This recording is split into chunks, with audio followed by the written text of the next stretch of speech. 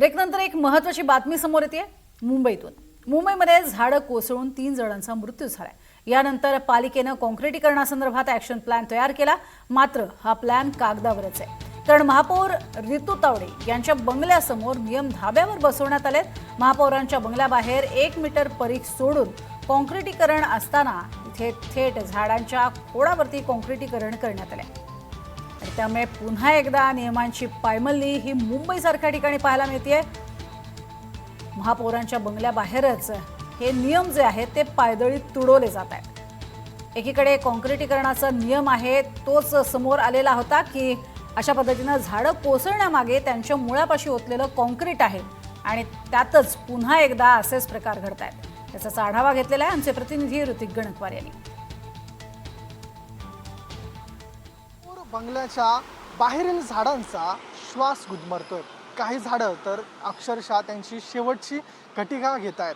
आपण सध्या आहोत मुंबई महानगरपालिकेचे महापौर रितू तावडे यांच्या निवासस्थानाच्या बाहेर। समोर महापौर बंगला बघतोय आणि कदाचित त्याच्याच डागडुजीमुळे या झाडांची अशी अवस्था झाली असावी। आपण हे झाड बघतोय, अनेक वर्ष जुनं झाड आहे। खरं तर बघतोय आपण त्याची अवस्था काय झालेली आहे। हे संपूर्ण काँक्रिटीकरण जे आहे ते झाडाच्या अवतीभोवती लादण्यात आलेलं आहे आणि त्याच्यामुळं या झाडाचे अक्षरशः मुळं जे आहेत ते उघडे पडलेले आहेत। या झाडांना माती नाही आहे। आपण बघतोय समोर वर इथे माती दिसूनच येत नाही आहे। सर्व हे वरती खडी आपण बघतोय आणि हे मुळं आहेत, हे खोड नाही आहे। तर हे मुळं आहेत ते पूर्णपणे उघडे पडले असल्याचं पाहायला मिळतंय। हे झाड जे आहे ते आपण बघितलं तर यांना माती हवी असते। मातीतून अनेक जे न्यूट्रिएंट्स त्यांना पाहिजे असतात ते मातीमार्फतच मिळतात। मात्र आपण बघतो हे काँक्रिटीकरण थेट झाडावरच हे काँक्रिटीकरण लागलेलं आहे। पलीकडून आपण बघतोय की एका बाजूला डायरेक्ट झाडावरच ते काँक्रिटीकरण केल्याचं पाहायला मिळतंय आणि एकंदरीत याच्यामुळं ह्या झाडांचा श्वास जो आहे तो गुदमरत असल्याचं पाहायला मिळतंय। कारण की नियम असा आहे की झाडाच्या 1 मीटर भोवती हे काँक्रिटीकरण असावं, मात्र थेट या झाडावरच काँक्रिटीकरण करत असल्यानं या झाडाचा श्वास गुदमरतोय। त्याला माती नाही आहे, पाणी त्याच्या मुळापर्यंत पोहोचत नाही, त्याचं जे खाद्य आहे ते मुळापर्यंत पोहोचत नाही। हे दुसरं झाड आहे, हे दुसरं झाड तर अक्षरशः शेवटची घटिका घेत आहेत। महापौर बंगल्याचा हे आपण बघितलं तर हे बॅनर लावण्यात आलेलं आहे, हे स्टीलचं बॅनर आहे आणि याच्यासाठी या झाडाचा जीव घेतला गेला आहे। आपण बघतोय की याला काँक्रिटीकरण केलं गेलं, थेट ते झाडावरतीच काँक्रिटीकरण केलं गेलं आहे आणि कसलाही विचार केलेला नाही आहे। खरं तर आपण बघितलं या पावसामध्ये जवळपास 1000हून अधिकचे झाडं उन्मळून पडले, 3 जणांचा जीव गेला।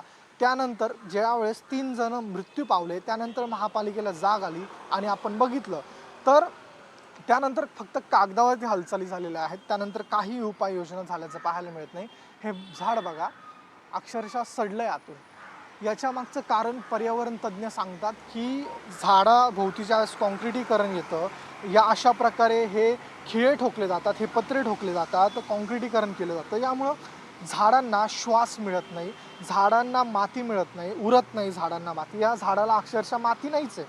हे बघा हे मुळं उघडे पडलेत आणि हे या भोवती आहेत खडे।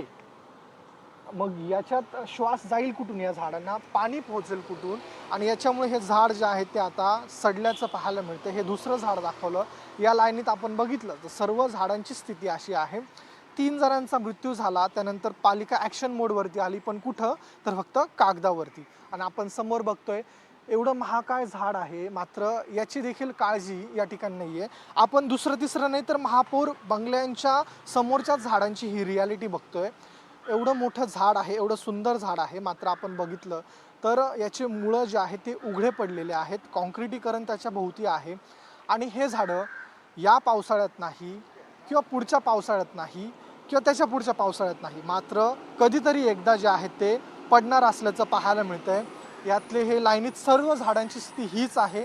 आपण बघतोय समोरचंही ते महाकाय झाड आहे, त्याच्याही भोवती ती स्थिती आहे। मात्र यातले काही झाडं जे आहेत ते त्यांचा श्वास गुदमरला आहेत, काही झाडं शेवटची घटिका घेत आहेत। अशी स्थिती महापौर बंगल्याच्या बाहेर असलेल्या झाडांची आहे। हे झाडं जर पडले तर ते स्वतः जीवानिशी जातात आणि आपण बघितलं तर इतरांचाही जीव जातो आणि यावेळेस यंत्रणा फक्त निलंबन हे खेळत असते. कॅमेरा पर्सन जितेंद्र वाघमारेंसह मी ऋतिक गणाकवार, NDTV मराठी, मुंबई.